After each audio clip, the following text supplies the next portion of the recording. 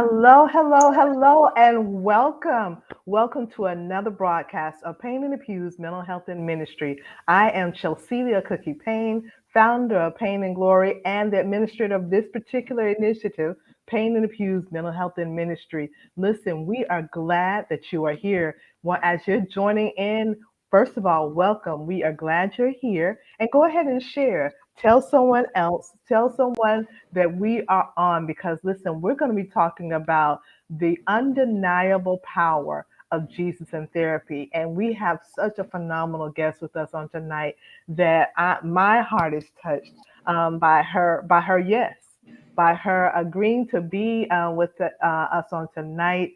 I promise you, this is something that every parent, that every church leader, that every ministry leader, that every person needs to hear.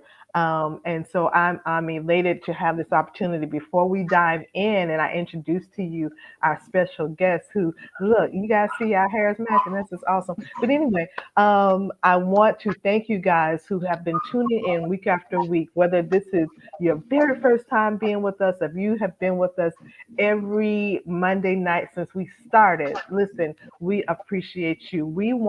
Our goal is to bridge the gap between the faith and mental health communities, understanding that you can indeed have a mental health challenge and have faith. You can go to the altar and still go to the therapist. There does not have to be an either or. There is an and. And so we want to make sure that we kind of give that hope and understanding in that regard. And so it is very befitting that this beautiful young queen that we have with us on tonight is a part of this. Our special guest, we never met face to face, but we met via social media. I had put out a request, I want to say it was 2019, and it was in regards to mental health and ministry. And she responded to me, and I was looking for that was 2018 or 2019. I was recently looking for something. I was literally on social media trying to remember something. And now, to be honest with you, I don't even remember now what I was looking for then because it was divinely put together. I was looking for something. And you know how you do a search on Facebook, do a keyword search and you're looking through. I was like, nah, that's not it. And then I went to my messenger and you can do the same thing in Messenger. And I found Anitra and I was like, oh my goodness, I remember this lady. And I went to her page, and on her page, I had questions. I had questions. And I did not want to be insensitive, but I had questions because my initial reason for reaching out to her was from the 2018 or 19 conversation that we had via social media. But then I had questions. And so the questions stem from some of her posts that as a mother, as a mental health advocate, I said, let me put what I'm asking to the back burner and let me check on her as a sister. Let me ask as a human, as a person. And so here we are. We're talking to Anitra Rice, who is not only a mental health advocate, who is not only a mom, who is not only one who educates and brings understanding and awareness on mental health and works with couples and all these wonderful things that she does. I mean, she is the embodiment of health and healing.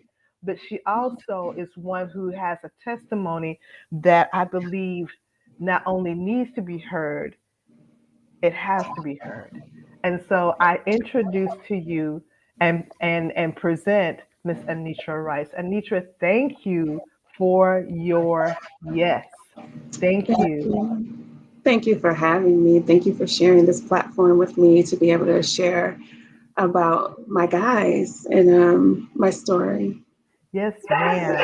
So let me kind of bring you all in on because she said something just now. She said to talk about her guys. So when I said that, I there was something about her social media post that caught my attention. I saw that she was posting about, well, the very first thing I saw was she had posted about a son who had died by suicide. But there, I did not have a clear understanding because I was thinking it was one son with two names. You know how we do. We may call one child this, and we may call them, multiple names.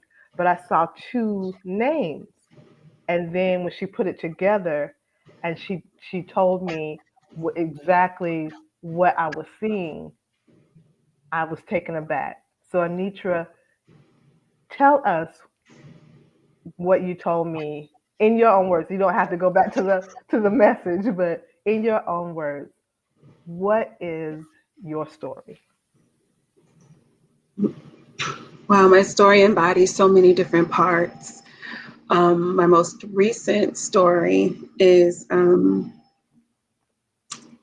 helping my sons in their battle with mental illness and being their advocate and fighting for their lives alongside them, raising awareness. I've been their advocate for many years, and they both lost their battle to mental illness. And I say lost their battle because suicide wasn't or isn't something that is glorious. Yeah. And it isn't something that people do because they want to. Right. But it's something that they feel as though is the only option. And that's what happened with my guys. I have three sons, three amazing sons. And they've always been my world. They've always been my world. They've always been my reason. And Josiah, I'll show a picture of Josiah. I have to show a picture of my babies. Please do. And while you're doing that, if you could share with us, how old was Josiah? Yeah, this is my baby, Josiah. There you go. Yeah, that's Josiah. Josiah was 20 years old, my baby. He was 20 years old, and he was a junior at Michigan State University. He double majored in psychology and criminal justice with a minor in law, order, and public policy. Yeah, he was. Yeah, he was. He was brilliant. I loved talking to him. We had the most in-depth conversations, and I miss it so much. He brought so much wisdom and knowledge to my life, and he was just a light. And he did so many things by way of social justice, and he didn't know whether or not he wanted to be a therapist or a police officer or an attorney or a politician. He just knew that he wanted to help people. He wanted to help people. And one of the main things we talked about is mental health and mental illness. He said, he was like, with great fervor and passion, he said, we have to destigmatize mental illness. And I was all game for it. I'm completing my master's in as a marriage and family therapist. And so, yeah, we would talk shop all the time about helping people in our community, specifically the African American community in Detroit. And so, and beyond that, really. And he was just, I can't even put it into words. He was so many things. He was funny, and he was brilliant and kind, and he loved people. He, yeah. So you mentioned being an advocate for your sons. Yeah. At what age do you think that you noticed, or you were cognizant of the fact that there was a mental health issue to be an advocate for or about? Yeah. Well, it's the same thing with Jaden too. And I don't want to leave him out of Yes. the equation. Jaden just recently passed. Josiah passed in December 7th, 2019. And my Jaden just passed in April of this year, Of this April year. 19th. April And 19th of 2021. I want to pause right there. I want to take a breath right there for just a moment, because I did ask a question, but I definitely want to pause right there, because you said something very key, that your oldest, right, was Josiah, Mhm. right? Okay, so your oldest son passed away in 2019, December. December 2019. April 2021. We are just a few months away from this event of your young no your middle My your middle son. middle son passing away, both under the same situation, death by suicide, but two totally different people, but yet parts chambers in your heart. These are your sons. And I want to take a pause and take a breath right there, because that that is that's not a big span of time.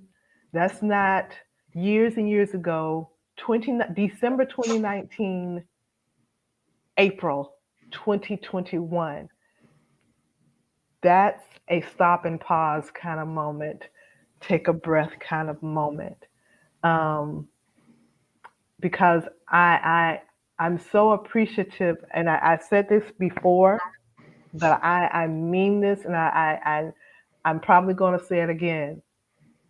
I thank you for sharing, for taking the time to share your story. I thank you because this is still a wound that is very much open. But in your healing process, you've allowed us to come in and share in the healing process, and you know what? And could likely help another parent not go through, or if they are going through it, help them as you're navigating through this uncharted territory. This is not territory that people are, number one, talking about, We're comfortable with. or you took the words right out of my mouth, or comfortable with. Yes, ma'am. So I just wanted to pause right there for a moment, um, because I wanted to acknowledge Josiah, and I want to acknowledge Jaden. Jaden. I Yeah. almost spelled it That's wrong. my baby. Jaden. Jaden. Got it. Got it. Got it. Got it. Mm. And they were kind of football players. Yeah, even my youngest baby is 15 and he's 6'1", 6 feet, 6'1". Yeah, Jaden was 6'2", Josiah was 5'11", so I'm 5'7", so they passed me a long Yes. time ago.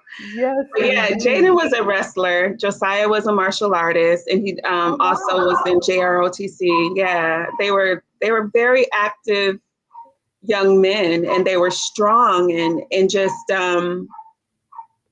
that's why they were very, very disciplined. So um, Jaden was fourth in state in wrestling. You don't get there by just being, just lounging around and things like that. Josiah was a black belt, a first degree black belt. Wow. Yeah, and he also received honors through JROTC at Renaissance High School. So it wasn't that, so when people think about sometimes about depression or mental illness or other aspects of mental health, they think about suicide, they're like, oh, you're not fighting hard enough, or you need to do this more. And it isn't that. This is a systemic issue. Exactly. You asked a question, and excuse my little dog baby in the background. I had to put her up. I had to hide her. Yes, she does. She is not happy. But I our family went through a divorce, and with my sons, they didn't see it coming. Their dad and I, we weren't argumentative. It was just a simmer of pain beneath, and he and I had, spoken and things like that. But even in that, there wasn't these big blow ups. And so I was homeschooling them at the time. And yeah, I know I have there are many, many layers to my story. So I was homeschooling at the time, and we had to let them know that we were separating. Their dad moved out, and then a couple of weeks, about a month or so later, I was able to file for divorce for different reasons, but I won't go into that. But my guys were devastated.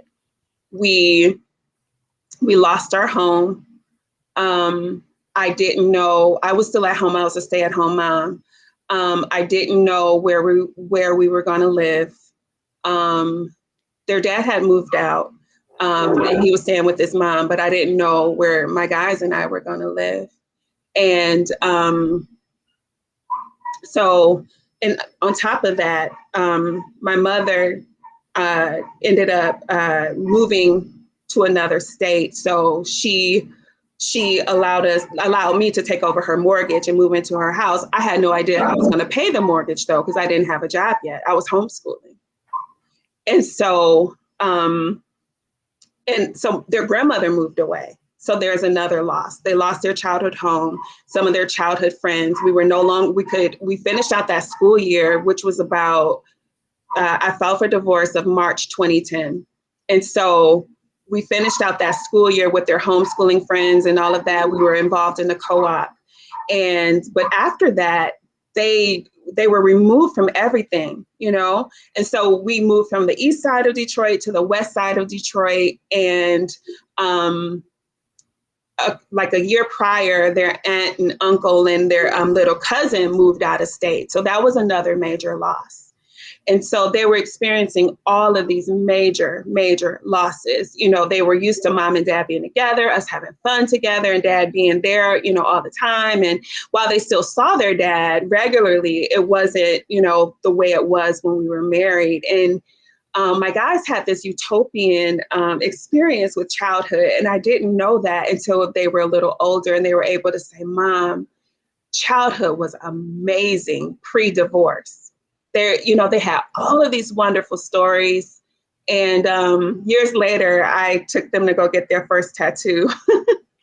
and they got the address to their childhood home. Wow.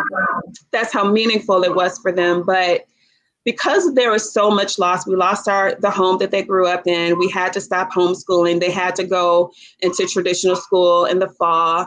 They lost some of their friends. Their grandmother moved away, and their aunt and uncle and cousin moved away. It was like we were here by ourselves, and and they would share how they felt like they were just pebbles, just being tossed, through rough waters and not having a say in what was going on. And immediately I enrolled them in therapy. And I also was in therapy myself. And I kept certain mainstays in our lives for just foundationally to be able to create some type of routine and normalcy. So I said, okay, we were already in karate. So I said, okay, guys, you're going to stay in karate, because that became like a surrogate family for us. And then I'm like, we're going to church. We're going to continue to go to church because that was another surrogate family for us. And it was just, we always had our special nights. On the weekends that they were with me, I wouldn't do anything with anyone else. This was my time with my guys. And like on Friday or Saturday nights, we would have, I would cook this wonderful meal. Jaden would bake a wonderful dessert, and we would either watch a movie or play a game. But it was our time. And we started that pre-divorce because their dad worked afternoons. So this was our time. And we, really looked forward to it. So I was very intentional about bringing healing to my guys and loving them well. And I also knew that my own healing would be instrumental in their healing. And so it was all of these things, but I didn't, I saw that there were fallouts after the divorce with my guys. Like Jaden was getting in trouble in school, and I knew what it was. His heart was broken. And Jaden outgrew Josiah when they were in elementary. Oh, wow. Yeah, so Josiah was a big brother, but Jaden was taller than him. I think by the time, bigger brother. so by the time Josiah was 8 years old, Jaden had outgrown him. They were 18 months apart. And so Jaden had outgrown him. So he was a big guy. Even, you could tell that Jaden was going to be a really tall guy. Right. And it was, for Jaden, it was difficult from the outside, for people to look at him like, okay, you're this big guy, but in the inside, he was a teddy bear. Yeah.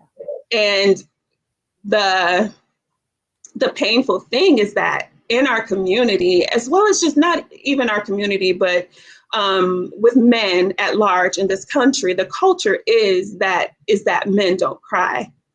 But if you are a brokenhearted young man and you're very tender inside, you have just so much empathy and compassion, and your heart is broken. What do you do with that? What do you do? Yes, ma'am. What do you do with that? And so Jaden internalized a lot of things, and so did Josiah. And on top of that, it was the difficulty of integrating into schools and that new culture. And they were very well socialized, so that wasn't the issue. It was all of the major losses that occurred, and then being thrust into a school population that they weren't, that they didn't want to be in, that they weren't acclimated to, and that it was stressful in general to become acclimated to. So Jada had different outbursts and things like that, because for many men and young men, anger is easier and safer to express than those tender, more primary emotions. Yeah. And it becomes a defense mechanism. And when you're this tender-hearted young man who cries, and you don't want to cry because you don't want people to look at you like you're soft, what do you do with that? And so, there were different displays and things that Jaden went through in middle school, especially. In high school, I saw him struggling, trying to find his way, even still. Josiah was different in that there were two sides of the same coin.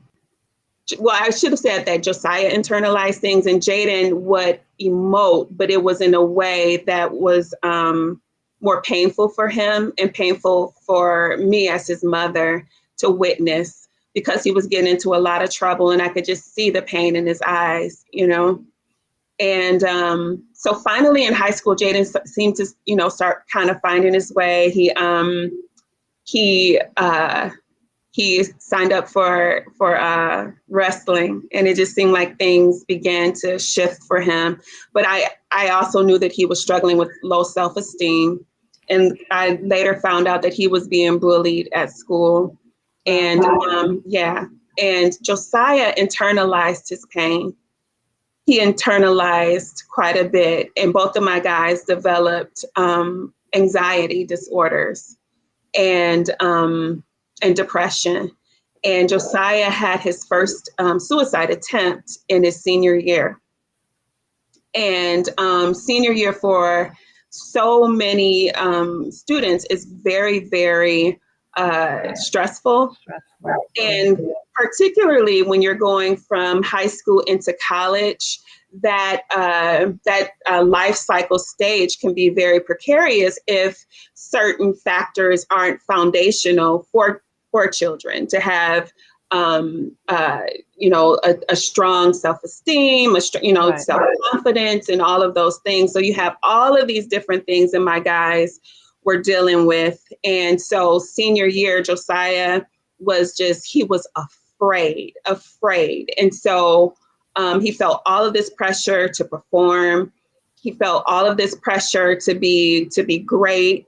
And he would take on more than, because he was very passionate like me. We were a lot alike in different ways. And so he was very, very passionate. And so he would take on more than what he could actually carry, which would exacerbate his, the anxiety. Yeah. The anxiety. Yeah. And so I can relate to that. Yes. Yeah, definitely. As you know, for me, that's something that especially during this grief, on the outside, I look really strong, and Josiah was the same way. Mm-hmm. And so people will think, oh, she can do this. Oh, it's okay. And it's. It isn't. That is so not the case. It's really not. I totally know what you're saying. Let me ask you this. So in his senior year, you said he had his first suicide attempt. How did you find out? How did it come to your attention? It happened at school, and I don't want to say how he did it, but because that could be a trigger for some people. Yeah. But it happened at school, and thankfully he heard the voice of God telling them to not do it and to stop. And he was fading into unconsciousness. And he was able to get up. Wow. And then he told his girlfriend at the time what happened. And she said, if you don't tell your mother, I will. Wow. And so it was the last day of school before Christmas break. Mm-hmm. And I went to pick him up as usual. And we talked all the time, and he never shared with me the pressure that he had. I knew about a lot of the pain because, like I said, even after the divorce ended and they went through that initial therapy, I was still just present with them, and so he told me what happened. He said, I don't want to say her name, but he said, my girlfriend said that if I didn't tell you that she would. And so he told me, and I was just flabbergasted. Wow. I was flabbergasted. And I took him to the hospital. They admitted him. And he was there for 2 weeks. He missed Christmas, but we saved him Christmas dinner and everything. And we were able to visit him. And he was able to call. And we were, during certain times. And after that, it was just like, he was in therapy. And Jaden was in therapy too. And just because I noticed different things, and I was just like, let me get my guys some help. And so they were in therapy. And but Josiah at that time, the therapist wasn't a right fit for him. And it was just so hard for him. It's like, I had to fight to try to keep him alive. And so finally, he had another attempt at school. And I want to say I got a call from the school or something. I had to go up there and pick him up. And how far of a time of distance 2 in months. time? Okay. It was February of 2017. Okay. So it was December 2016, his first attempt, and then February of 2017. And when he had his second attempt. And so I had to put him back in the hospital. Right. And when he was home, I literally tried to pick him up and put him on my lap. And I was just rocking him and saying, "Baby, tell me, what do I need to do to keep you here?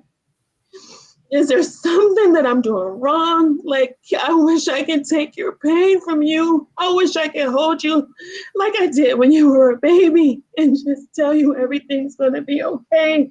And it was. After that, he found an awesome therapist. Okay. And through the hospital he was in, and she agreed to take him on as a client. And so they did amazing work together.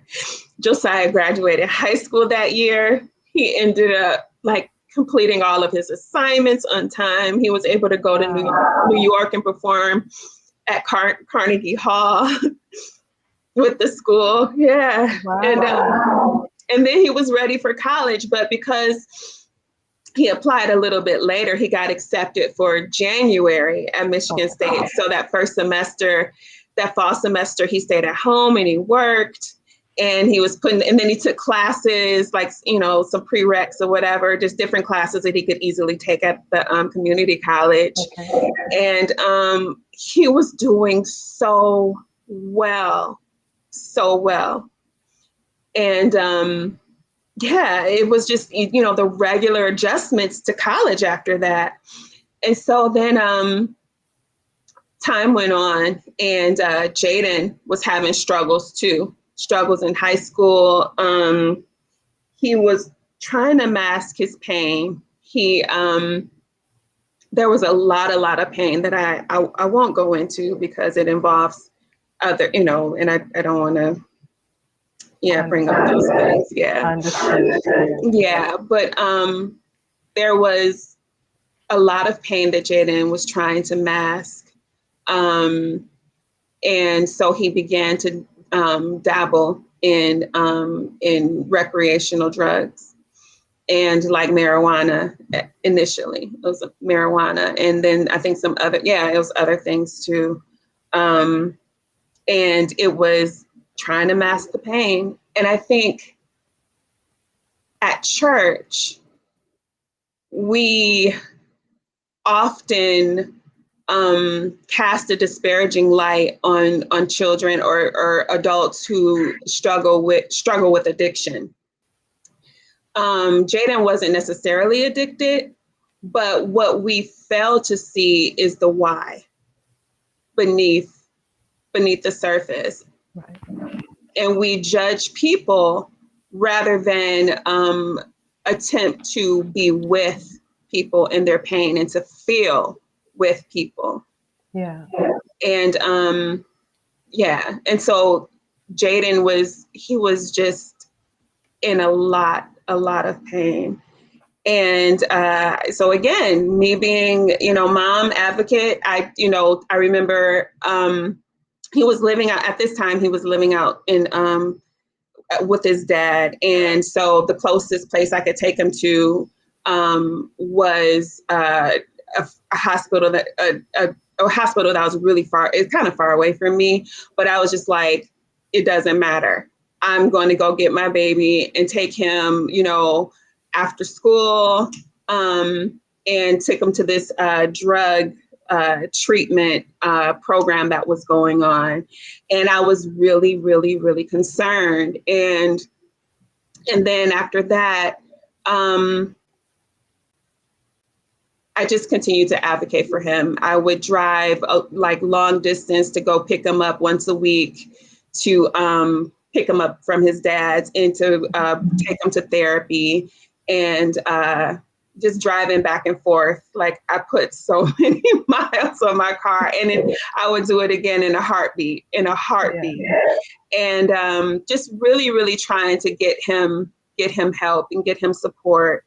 At different times it seemed to be working, but it always seemed like for Jayden that there was something missing, that there was an ear that he didn't have, or a connection that he was longing for that he wasn't able to get. And so in Jaden's senior year was when things came to a breaking point. I saw patterns with Jayden, like every year after wrestling season would end, Jayden he would spiral into a depression. And wrestling gave him something to do. It gave him where people could look at him and give him affirmation and everything like that, and lift him up. And he knew he was great at it. He knew that he had all of these friends and all of this, people who he could relate to and things like that. But then after wrestling season, Jayden, he began to lose himself and go into a depression. And I always knew it was coming. And so I would, just really, Josiah and I we were preparing for it, because, Josiah, he knew it too. And Nicholas too. We all, and even though Nicholas is your youngest. Yeah, my baby. So for those of you who may just be tuning in, our special guest is Anitra Rice. I'm so honored to have her. And you've heard her say the names Josiah, and you've heard her say the name Jaden. And we're talking about her two precious sons. And then you just heard her mention Nicholas, who don't want to leave out Nicholas, who's her baby boy. But we're highlighting Jaden and Josiah's journey with Anitra right now. Specifically because of the way that they transition. Her oldest son, Josiah, who we're learning about, is feeling, and the portrait that you're painting, Anitra, is as if we can see them. Like you're bringing their story to us in such a way. It's like these are our nephews, like we know them. But Josiah, her oldest, passed away December of 2019, and then her middle son, which was Jaden, passed away in April of this year, 2021, both death by suicide. And so Anitra has so kindly agreed to be with us. For those of you who are just tuning in, and thank you guys who are tuning in with us. We appreciate you. She's sharing her story. Actually, she's sharing their story, their journey. And when I say their, I don't just mean her sons. I mean her and her sons, her family's journey with us. And so I wanted to kind of bring everyone in up to speed, Anitra. And then so you were speaking about Nicholas. So how did he not get a J name? I'm just kidding. No, so that's, because we were looking for a J name for Nicholas, but we couldn't find one that we agreed upon and that we both liked. And so it's so funny. Jaden named Nicholas. Oh wow! He did. That's beautiful. He named him. Beautiful. Yeah. So he named him after his favorite character on Jimmy Neutron. Or was it? I think it was Jimmy Neutron, and his name was Nick. And the kid was like super, super cool. And so he was like, oh, Nick. And so their dad and I had always been big on the meanings of names. Mm-hmm. And when I looked it up, his name means victorious. And it was so prophetic, because I was going through hell when I carried him. Wow. And for me, I literally carried victory in my womb. Literally. And I remember just birthing him and screaming about the pain and how it's burning. And I remember the nurse said, press through the burn, your baby's on the other side. And Wow. it was just like, that stuck with me, because Wow. that's what I was going through in my life. Press through the burn, your baby's on the other side. Wow. And yeah, so Nicholas was definitely a gift from God. All my guys are, but that was just like prophetic for me. Without a doubt. Without a Yeah. doubt. So if I can take us back just a little bit to Josiah, just for a moment. Um, you said, I mean, the great strides that he made, the great transformation actually. One thing that you said that stood out that was so key to me is how you all found a therapist that worked for him. I cannot stress enough for those who are watching. There are so many great therapists out there. There really are. There are some amazing therapists. There's some amazing mental health professionals. But find the one that works for you.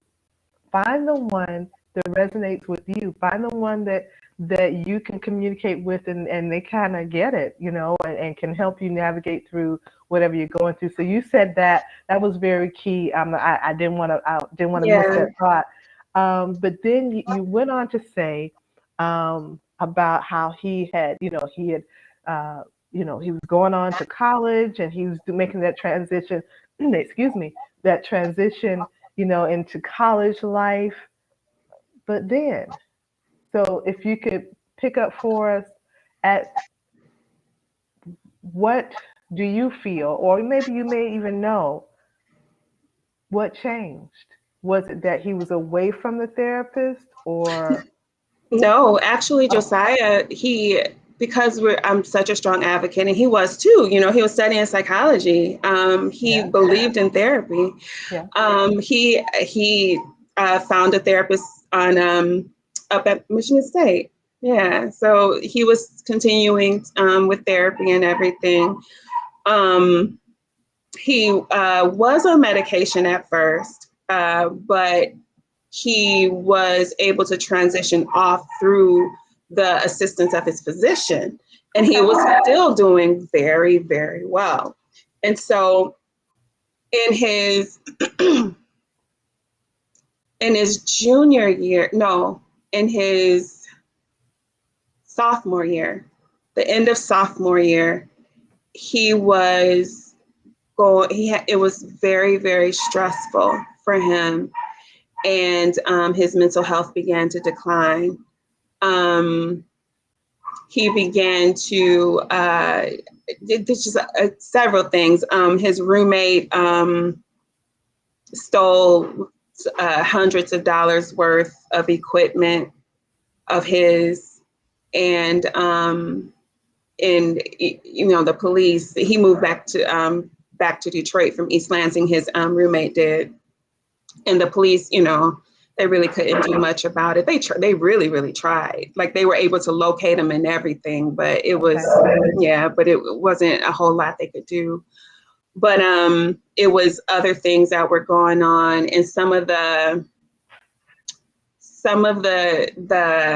issues that he struggled with, some of the pain that he struggled with from before, the things that were in his life. I'm just trying to be really vague about certain things, but different relationships that had brought this pain began to show back up again in different ways. Okay. And on top of just the stress of being in college, not feeling like he hadn't found his people yet. And so he felt really lonely. He felt alone. The friends that he had at that time didn't feel genuine or sincere. It was just, he would tell me about him, and I was like, baby, I just didn't have a good feeling about him, but I would try to encourage him and everything, like, baby, you're going to find your people. You are going to find your people.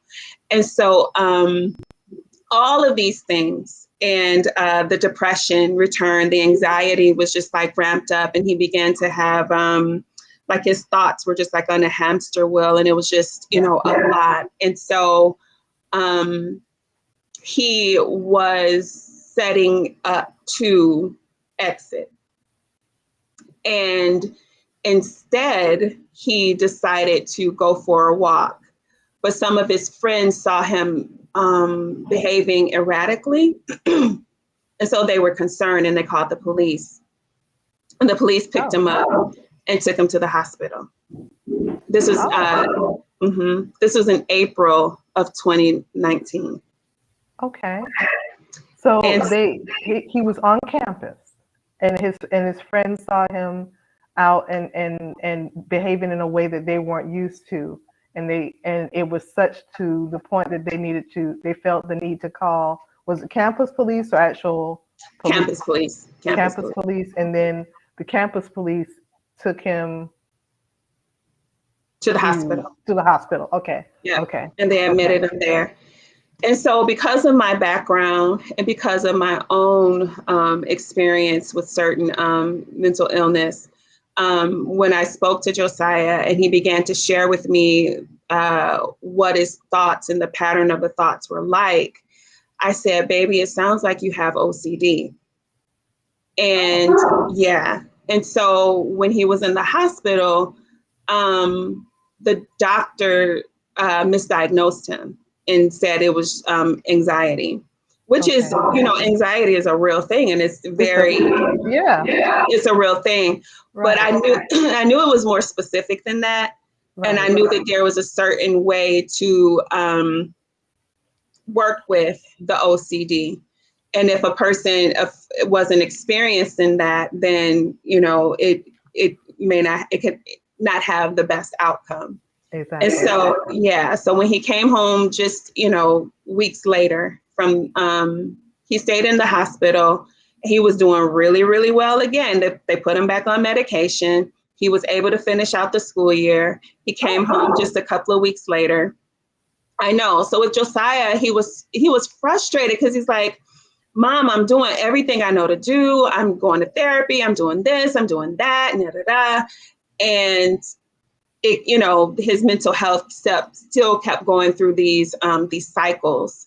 Okay. And so he came home in May and I said, baby, I'm taking you to see the therapist that I saw for OCD.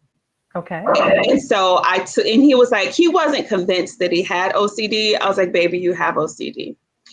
And so I took him there and she told him, you have OCD. He was like, really? I was like, baby, I told you they misdiagnosed you. Like, I knew it, And so he began to learn these tools of how to manage the OCD and what OCD is about and all of these things and why the intrusive thoughts come and all of, and it's triggered by stress. And it was just like, and so he was doing very, very well. He was accepted into a new program on campus called being an ICA, an intercultural aid, where he got to do even more of what he was passionate about, which is helping people, helping the marginalized, the ostracized, and the people that have been labeled other. And so he was like on the front lines, just, demonstrating and marching and just being there for people. In his element, apparently. Yes, in his element.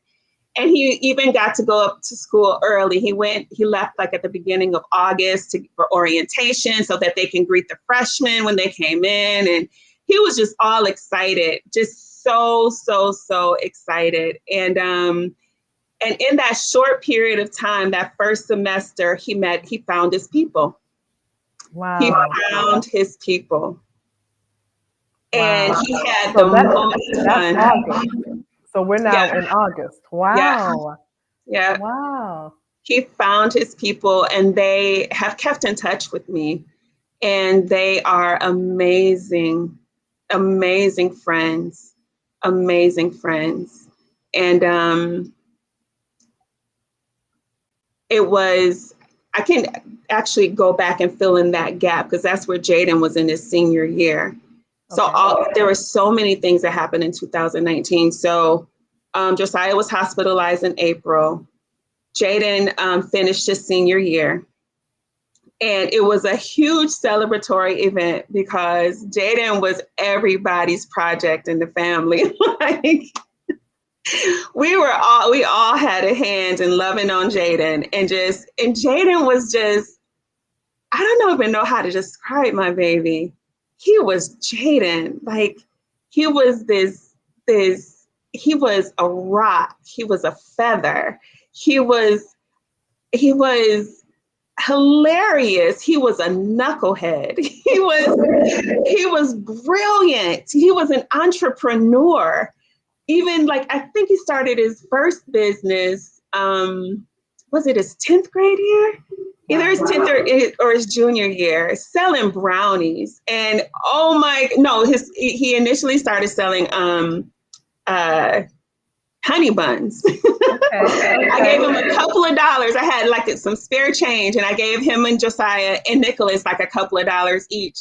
And they went into the store. We went to Aldi's, which is like highly discounted. And so Josiah was like, I'm about to get me a box of something, and he was just going to eat it, right? Jaden was like, I'm about to get these honey buns, and I'm going to sell them and go make some more money. And so that was how his first business got started. And I was just like, we were like, oh my gosh. So he turned that $2 into just like literally hundreds of dollars. Wow. And I was just so proud of him, But yeah, so he graduated high school. It was just a magical time for all of us as a family. We just celebrated him. And he got a wrestling scholarship because he was 4th in state in wrestling. So he earned a wrestling scholarship, and similar to Josiah, he began to freak out.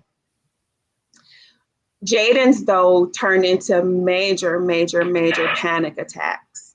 And at first, like, so Josiah and Nicholas stayed with me, and then Jaden, he did as well, but he moved in with his dad in high school. And so he would call me in tears, but I wasn't able to visibly see him and to see or to hear that he was having a panic attack. He would just tell me, like, Mom, I can't stop crying. I can't stop crying. And I would, advise him the best way I could. And honestly, it feels like at that time, I just didn't have an understanding of what he was going through.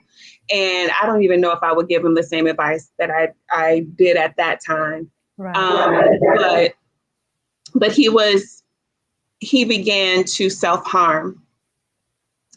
And so I, again, began to advocate for him and calling his dad, say, hey, you got to take him to the hospital. This can't wait. And this, that, and the other. So Jaden was hospitalized, I think maybe twice that summer, I think. And he was just really angry. He didn't want to be in the hospital. Josiah hated the hospital too, but it was what they needed at the time. Right. And it was just what they needed. And Jaden was afraid of growing up. He was afraid of the responsibility and what it meant to grow up. He felt as if he wasn't prepared. And he was just like so afraid. He felt inadequate. He ended up going to college. He came out, of the hospital, and he was doing much better again. And he went off to college, and he was having a grand old time. And one of his friends, he and Josiah were in different colleges. But a friend of Jaden's from his college had a girlfriend at Josiah's college. So Jaden would travel to go see his brother, and they would hang out and, have fun together. So that was just like the best for both of them. Right. And so, but after Josiah's passing, I found out that Jaden was having panic attacks up there as well, and that he had some very racist experiences, one with his roommate. Wow. Yeah. And yeah. And it was pretty hard. It was pretty hard for him. And so that October, either September, October, Jaden was baptized for the first time up at school, which was like, like, wow. Right. And so, and then that November, the beginning of November, Jaden had another suicide attempt. And he was talking to me on FaceTime, and he told me what he had done. And he was like, he told me, I could tell that something was off, but then he was like, okay, Mom, I'll let you go. And there were different conversations like that with Jaden. So it seemed like I was always on high alert with Jaden. And so, so he called me back on FaceTime, and he was like, Mom, I can't do this to you or Dad. And he told me what he had done. And he was in and out of consciousness. Wow. And so I kept talking to him. Mm-hmm. He was at like about 4 hours away from me. And so I kept talking to him, and my best friend and I were together. So I had her calling different people while, I'm driving to get to him and talking to him. And I was like able to get him to be coherent enough to tell his roommate what happened. So, I screamed at his roommate to call EMS, and they came, and I was like, I wouldn't let him off the phone with me until we lost reception, because he was being transported to the hospital. But I got there. I was able to call his dad, Josiah. Josiah's friends ended up taking him up to the hospital, and he arrived there before, he and his friends arrived there before I was able to. And it was unbelievable. I can't even explain it. It just seemed like it just kept happening, it just different levels of trauma. And ended up, Josiah went back to school. Jaden had to stay in the hospital for a couple of weeks. I had to go back home because I'm still a teacher, Right. And so a couple of weeks later was Thanksgiving, and Jaden was home, but he opted to go out of town with family. Josiah and I were both emotionally drained. Like, I had nothing else to give. Like, emotionally, I felt like a corpse. And Josiah, I could tell, felt that way too. And we both explained it as our souls being tired. And Josiah really wanted all of us to be together. Josiah said, Mom, no matter what, I'm going to be there with you. The family wanted all of us to go, but I said, I can't. I just don't have it in me. Jaden wanted to go with family, and so he did. But Nicholas ended up having to stay with us, which he didn't want to, but it ended up being a good thing. That was the last holiday we had with Josiah. And it was Thanksgiving of 2019. I ended up FaceTiming Jaden so that he could see us and be with us a little bit. Josiah's, two of his close friends ended up coming down for Thanksgiving with us. And we had just a beautiful time.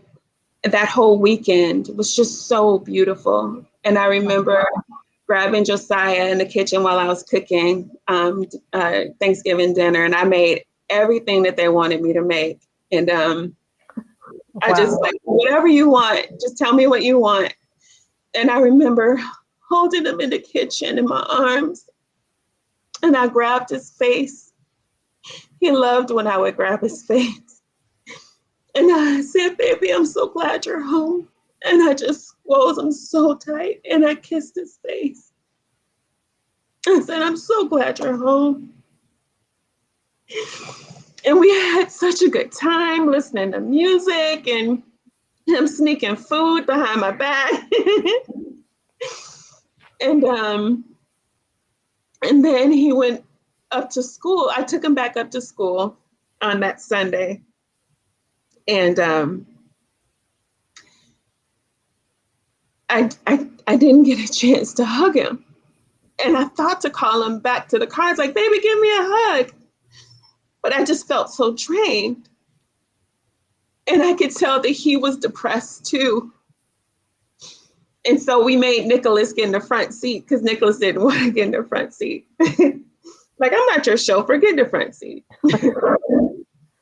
And but a week, I was gonna say the weekend that Jaden attempted, I had to go up to Michigan State and grab Josiah in an emergency because he had been having what appeared to be hypomanic episodes where his speech will become high pitched and very, very fast. Yeah. And then he would have this uncontrollable laughter that sounded like it sounded like a cartoon character, like a menacing cartoon character. Okay. Yeah. And he was so afraid. And so I brought him back home and to have an emergency psychiatric appointment because he could not find a psychiatrist on campus. I see. Okay.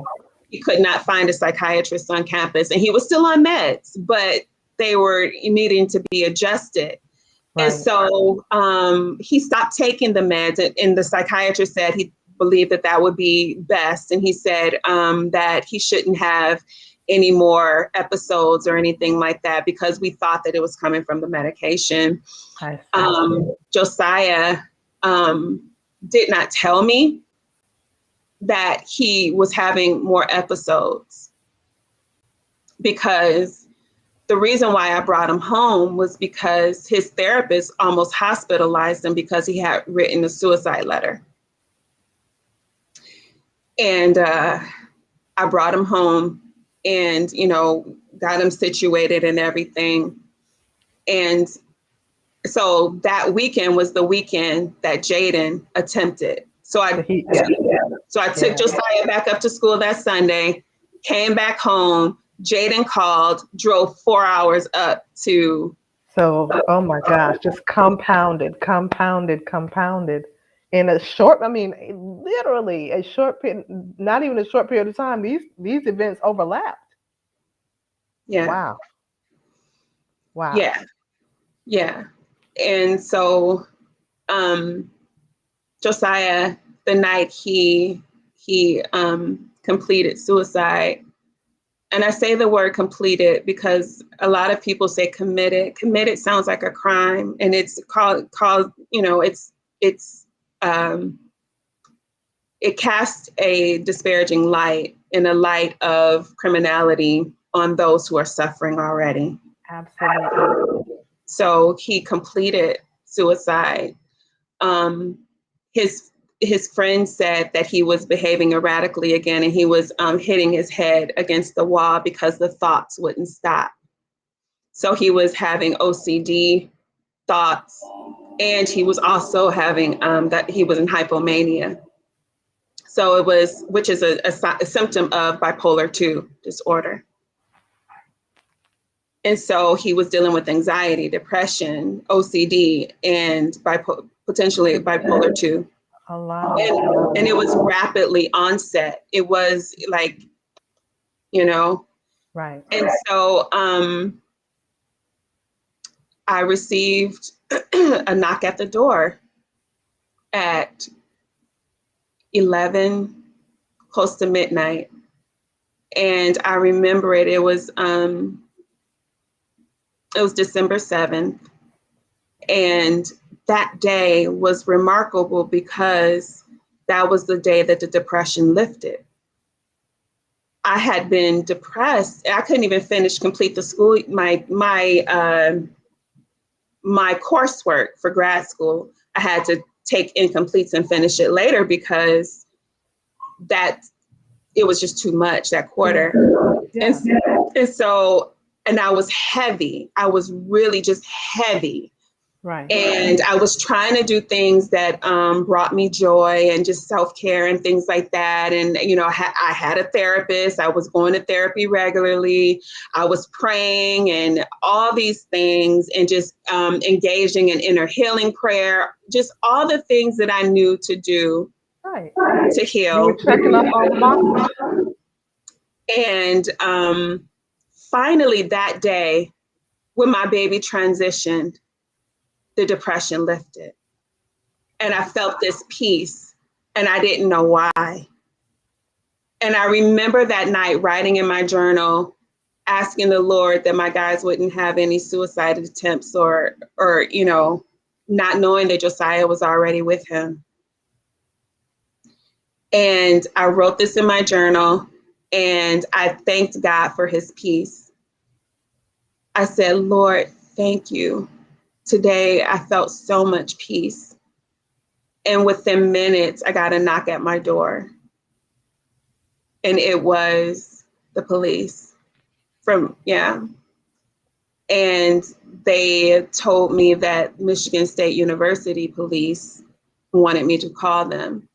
And I knew it was about Josiah. I never imagined that it was that he was not here.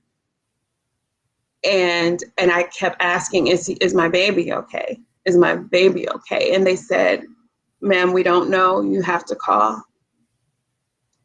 So I called the number that they gave me, and the officer on the other line, he said, ma'am, I'm sorry. Josiah is deceased.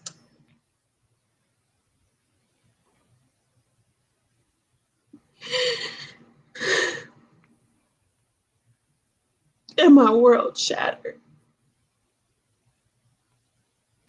And I'm going to let you take a breath while I ask this or make this statement. What's amazing to me is how, as a woman of faith and as a mother, you were carrying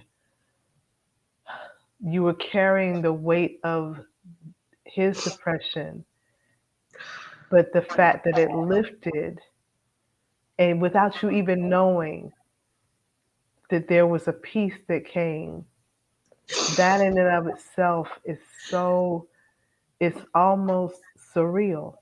It's almost, although that was probably the most traumatic night, that moment of peace, that moment before knowing, I can only imagine as a mother, I can only imagine, take away the mother part. I can only imagine as someone who deals with panic and anxiety, how that moment of peace,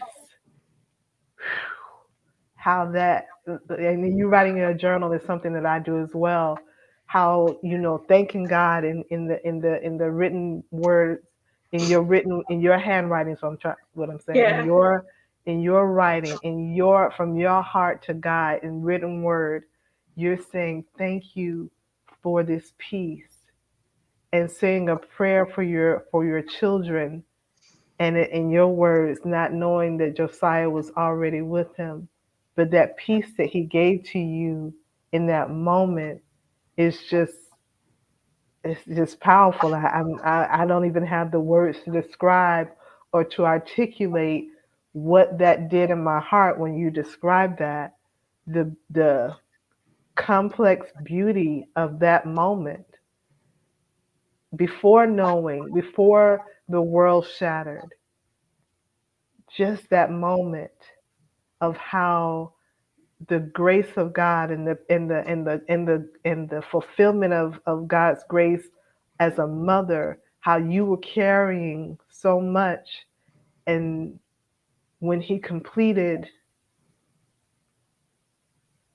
the suicide, when he, a better way to put it, as you said, when he transitioned, the transition that took place was a weight coming off of you, and that was powerful. That was powerful. So at this time, so this is December. But Jaden, was he home? Um, Jaden was at college. No, well, I'm sorry. What I meant, he was not in the hospital. He was no longer in the No, hospital. no, he Okay. was discharged before Thanksgiving. Before Thanksgiving. Yeah, Okay. so yeah, I'm putting a mental timeline here. yeah. So he was at home in college. You're there with your youngest Nicholas. So, and then you have to then contact their father, or did the school do the same thing? Okay. I was the first of contact. So Josiah and I were so close that when he wrote Clearly. when he wrote the suicide letter, he told me about it and I wept. That's when I went to go get him. I wept Mhm. and wept and wept and I begged him, baby, please don't leave me. He said, Mom, I don't want to die. I just don't know how to live. Wow. He didn't You want know, to die.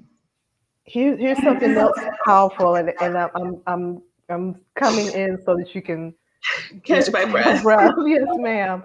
But something else you said that I cannot miss is that when you talked about the transition from I want to say you were talking about Jaden, about being fearful about going into being to growing up, right?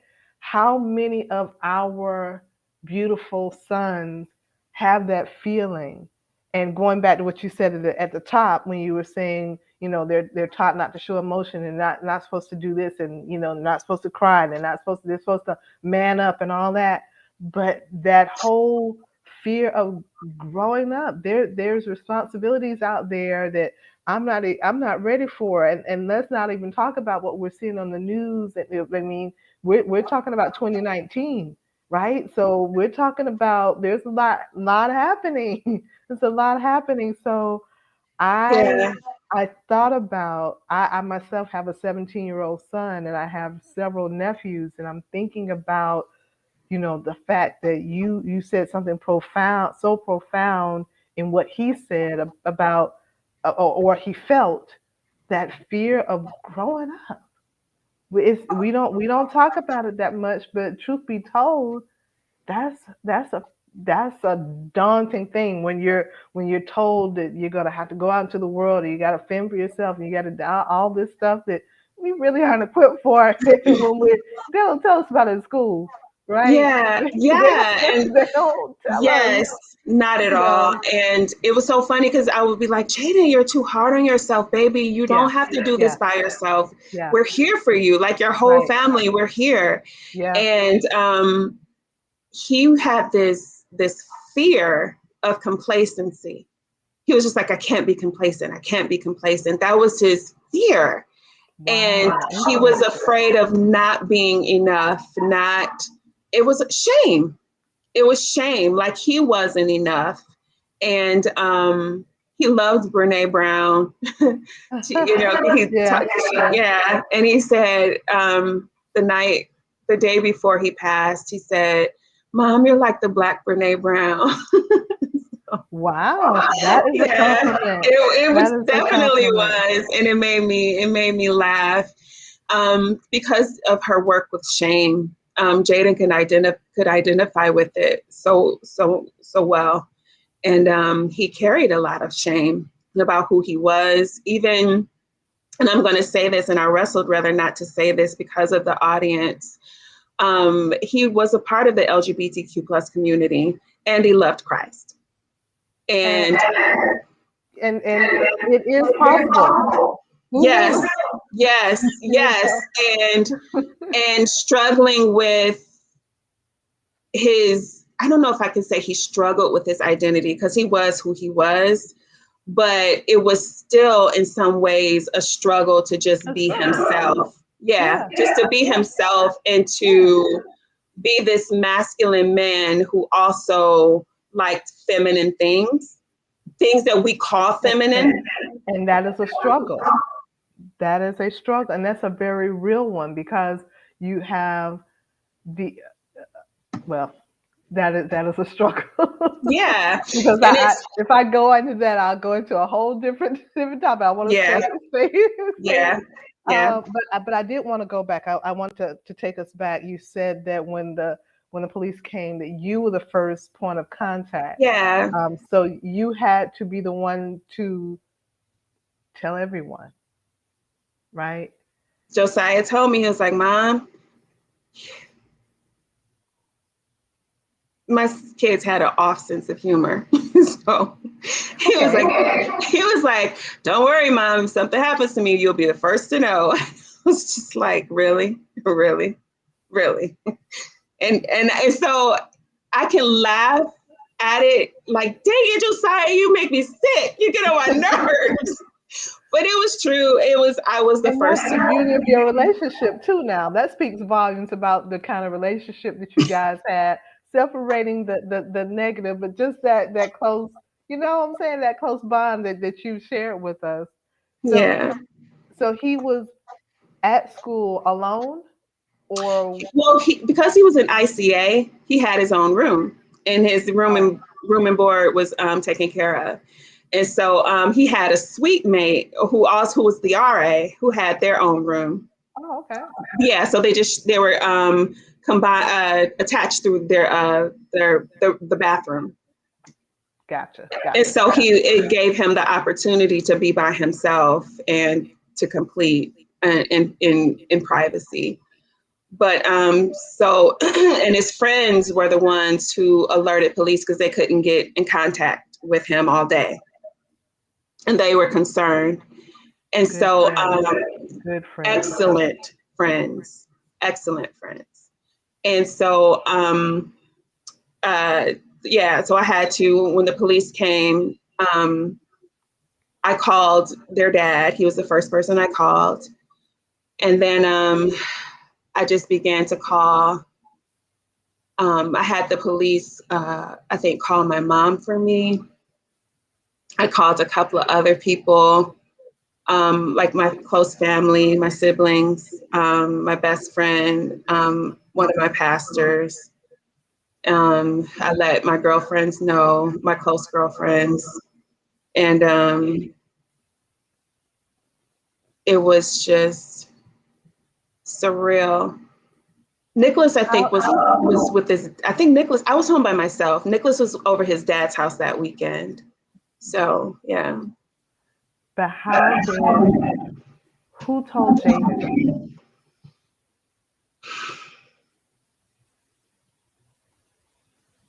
It was me.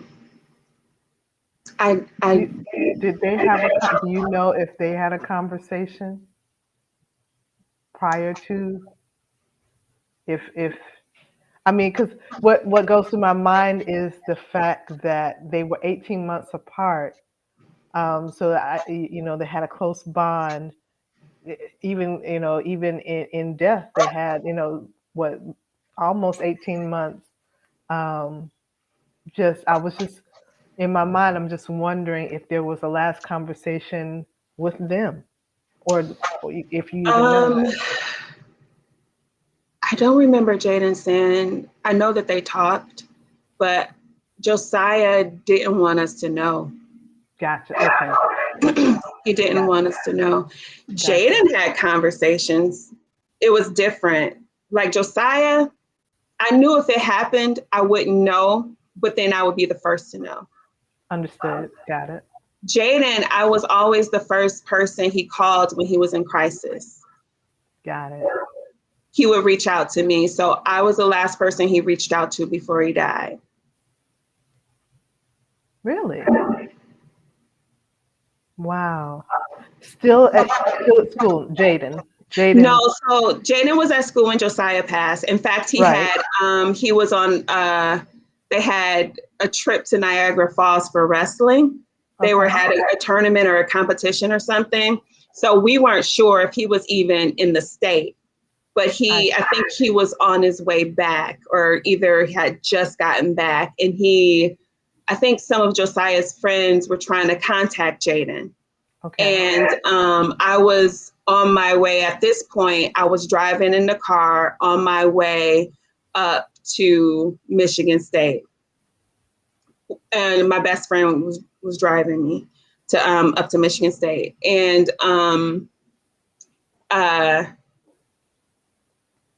their dad and I were talking, and we were like, he wanted to wait to tell Jaden until he saw him and picked him up. He wanted to physically be there. Gotcha. And I got it. I understood it. What happened is that Jaden FaceTimed me while I was on my way to Michigan State. It was like 2, 3 o'clock in the morning. And he saw that I was driving, and he was like, "Mom, where are you going? Why are you in the car driving?" Right. And so he began to question me.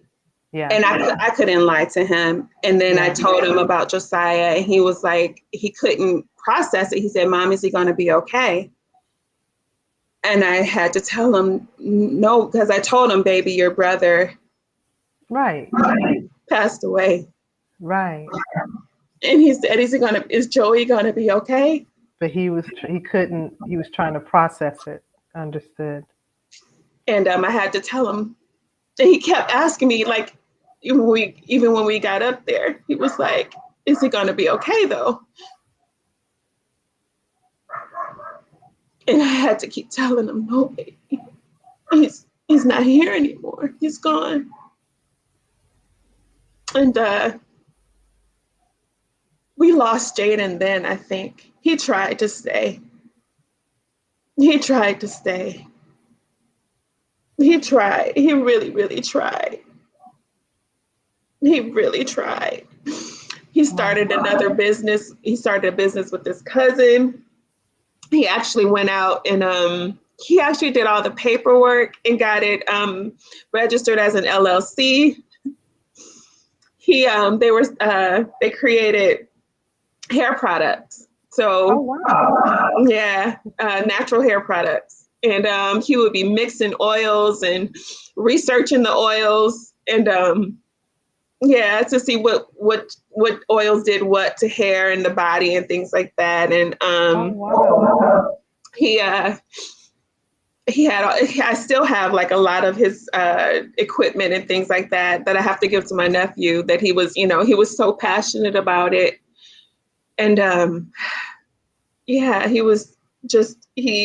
after that, he ended up completing in January. He completed school, but then he finished out that semester and to close that door. And then he was home and just trying to figure out what were the next steps to life.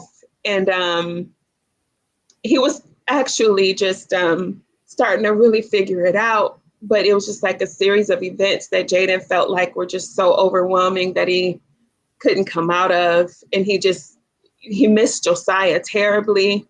He wanted to be with him. And he was learning how to do hair, how to do locks. He was interested in getting back into Brazilian Jiu-Jitsu, because all of us, we trained in martial arts and multiple martial arts. So he was doing all these amazing things. And he was just trying to figure out life, but I don't think it was working out at the pace he wanted it to. And the pain of losing Josiah, he dealt with really, really bad anxiety and depression. And then also ADHD, which he was diagnosed with last year, he was diagnosed with last year. And so he was really starting to understand it more, like, I'm not off, I'm not slow, my brain just works differently. And I was like, it just works differently. And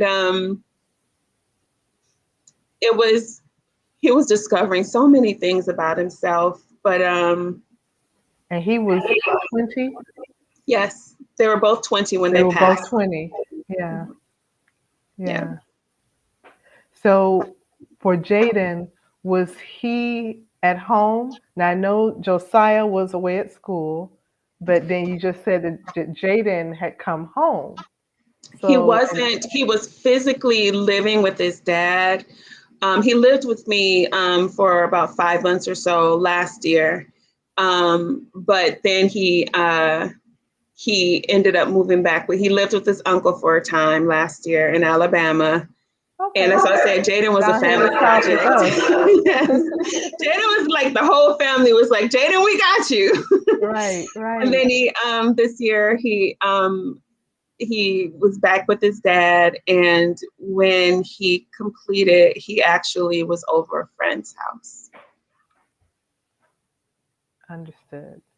And I need to say, because I think I don't blame the family at all, but I think some people don't understand mental illness and mental health and depression and anxiety, and you have a firearm in the house. Jaden used the fire, yes, and I was not aware, and neither was his dad. But I want people to be aware of the high risk having a firearm in the house is for someone who is struggling with suicidality and struggling with depression. Right. Jaden was actually probably his happiest in a long time the day he left, because he had already resolved in his mind that I'm not going to be in pain anymore. I see. And something clicked for me when Jaden, the last hours of him being alive, and I asked him, I said, Jaden, is this a goodbye? And he was like, no, Mom, no. He lied because he didn't want me to know. Yeah. Wow.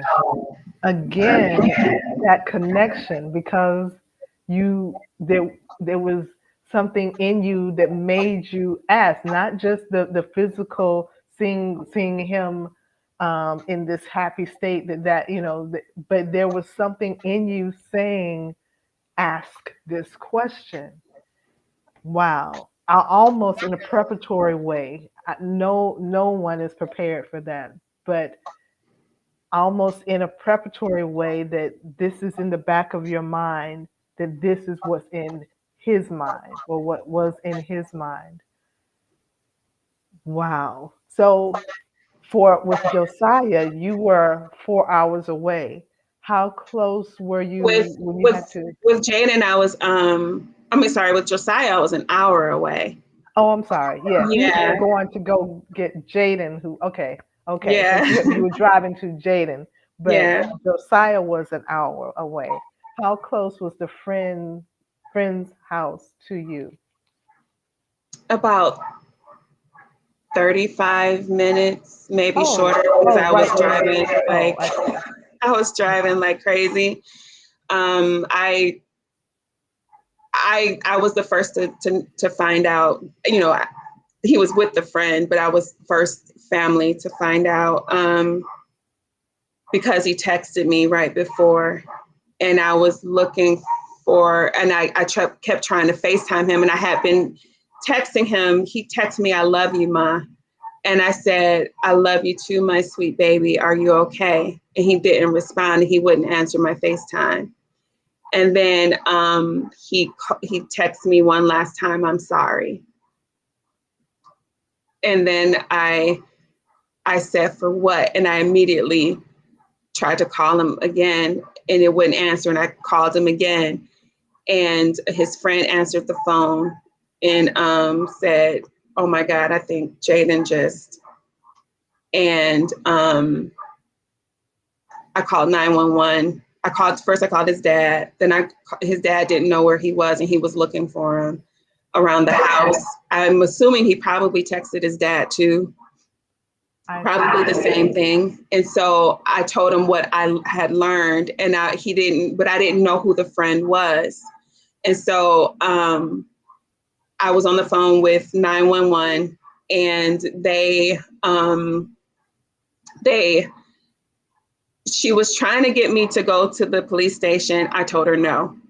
I said, no, I'm going to find my son. I don't know where he is, but I'm going to find him. She was like, could you just pull over? No. And she wanted me to give a description of my car. I was like, no, because I didn't want her to send the police to stop me. Right. No.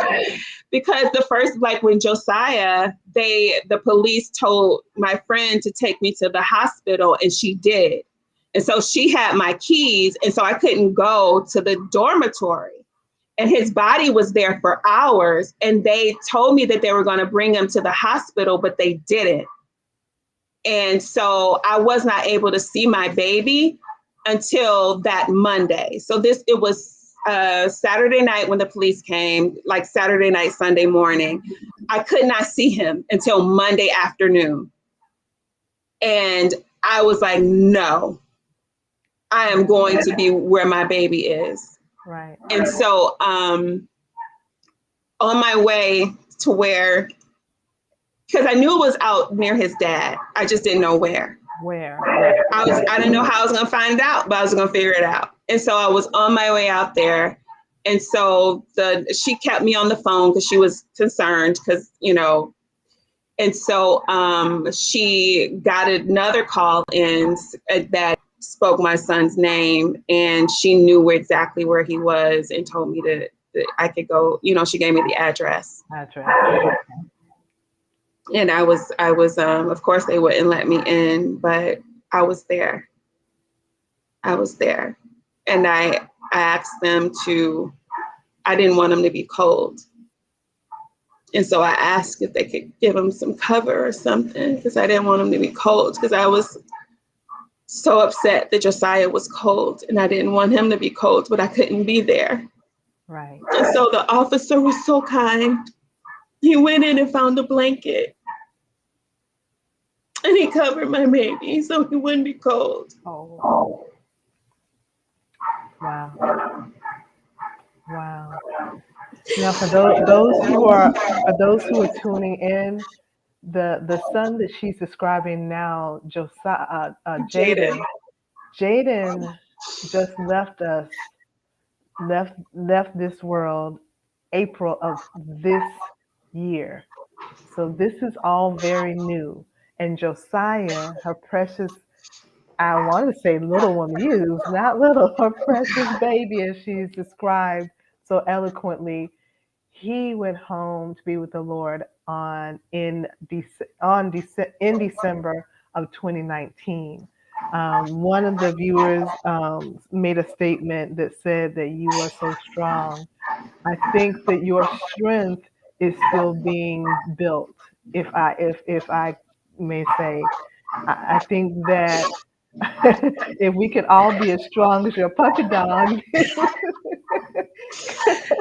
That's my little baby. That's a little joke. No, seriously, like she is having a full-on fit. She's like, Mommy, I hear you down there. She is not happy with you. But in all honesty, you going through this healing journey and sharing with us so many things to take note of. Like, you checked all the boxes, literally checked all the boxes for your own self-care, right? Knowing your family history, knowing some of the signs to look for. The most important thing you did in all of this was that, well, there's a couple of things. You loved on those boys and you listened to them. That's important. Whether you have a loved one who is going through any mental health issue, I don't care. I mean, literally, it does not have to be even as extreme as suicidal ideations or completing suicide, right? But being able to have the capacity, excuse me, to listen and be there for them. One of the things that Anitra said earlier about one of the downfalls, for lack of a better term, of some churches is that they're not present with the person in their pain, and not understanding how to destigmatize or separate the fact that this person has a need, and this need has multiple ways of addressing it. And we cannot negate the ways that are necessary: medication, therapy, prayer, faith, therapists. All of it comes together, community of love, finding your tribe, finding who your people are, you know.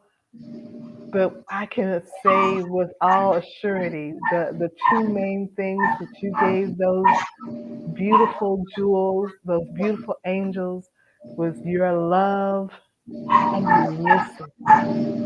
You love them and you listen. So now there's a whole lot of extra love, whole lot of extra guidance, wisdom,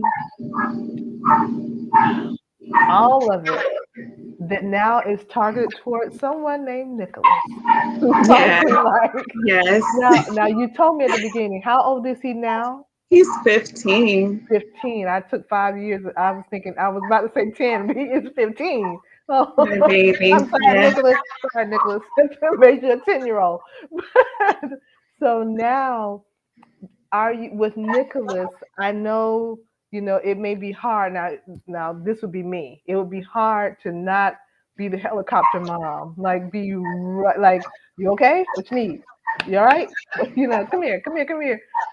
Without trying to over smother him. But how with your youngest son is the dynamic? I mean, he lost two brothers. I mean, I can't negate the fact that not only is he your baby boy, but he has lost his two big brothers. How is he doing? I'm so proud of him.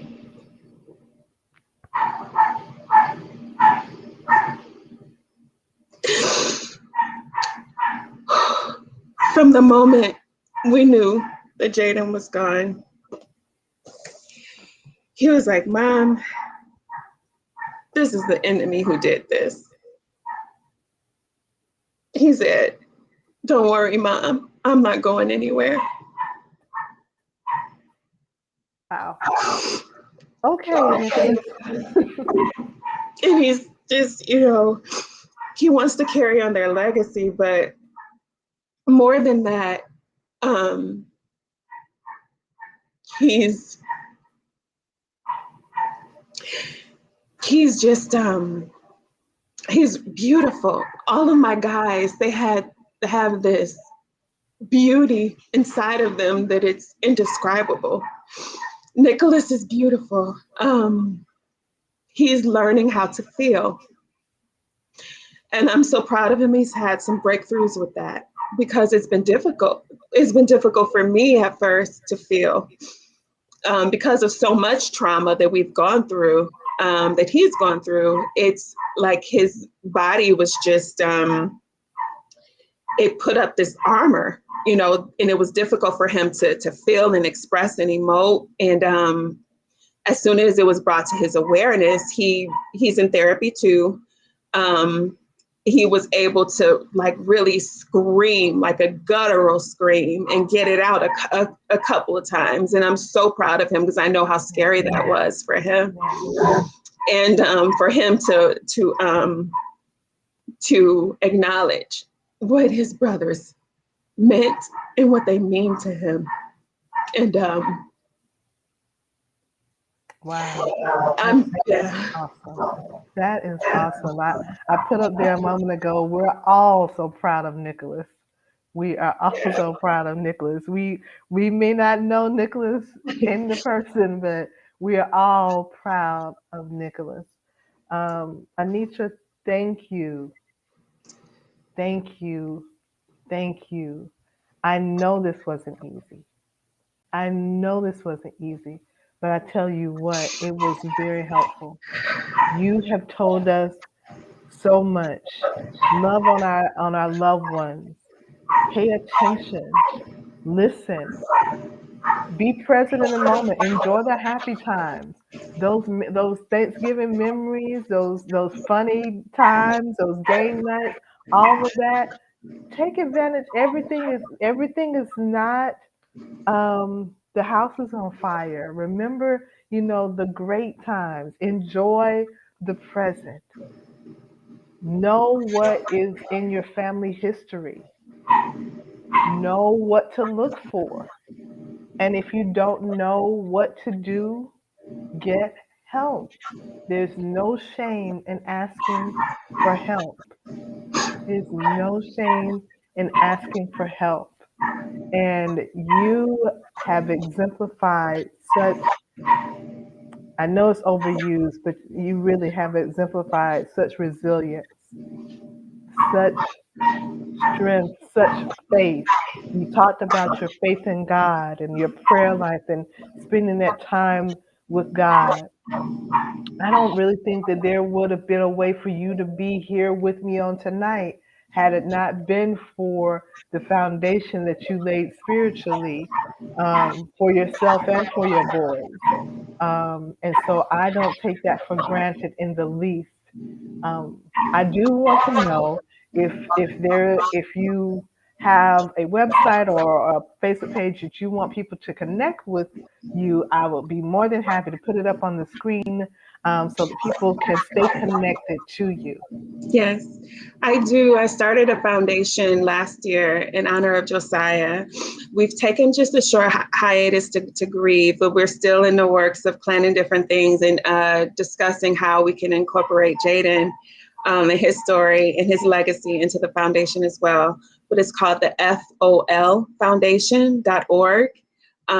You can check out the website. My email is Anitra Rice at the FOLfoundation.org. We're also on Facebook at the FOLfoundation.org.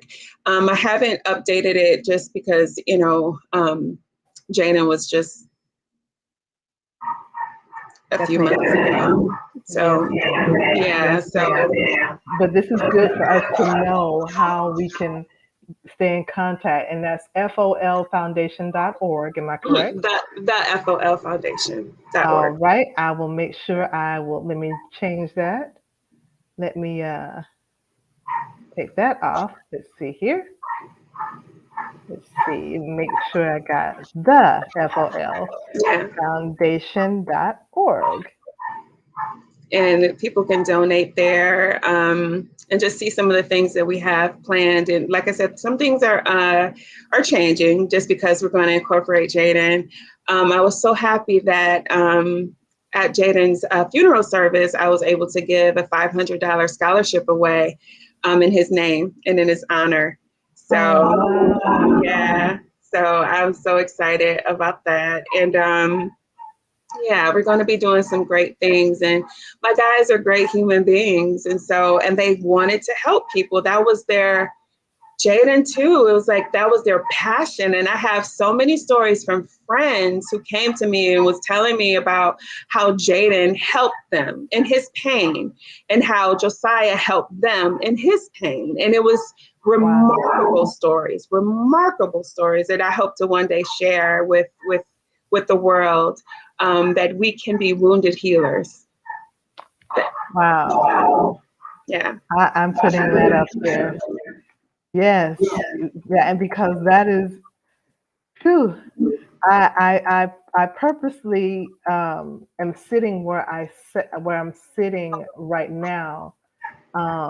There is a china cabinet behind me, and the china cabinet itself is well, not probably, the china cabinet itself is well older than I. It's over 50, 60, maybe 70 years old, but it belonged to my best friend who passed away in 2018.